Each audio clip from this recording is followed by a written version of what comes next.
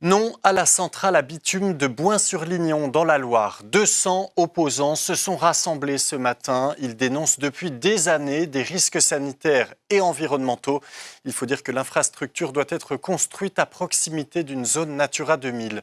Marie Coeur, Damien Grousson. On dit non.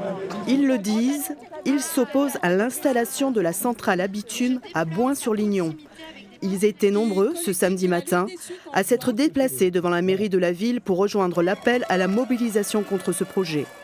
Depuis 9 ans, malgré plusieurs recours sans résultat, riverains, associations et agriculteurs s'unissent pour faire arrêter le chantier. Moi je suis agriculteur, pas loin d'ici, à Sainte-Foy-Saint-Sulpice, et porte-parole de la Confédération paysanne. Une implantation sur environ 3 hectares, trop nuisible selon ces riverains dans la zone industrielle de Champ-Bayard.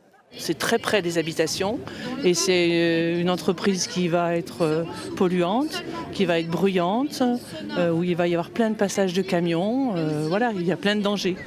L'entreprise Stahl, contactée par téléphone, s'exprime pour la première fois.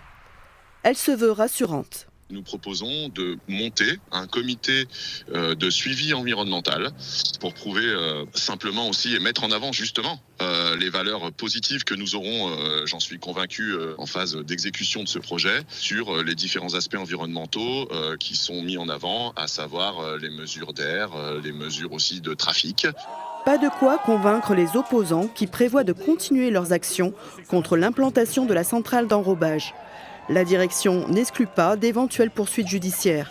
Le chantier reprendra son cours à la fin du mois de janvier avec la mise en sécurité du site et le démarrage du recrutement d'une 50aine d'employés.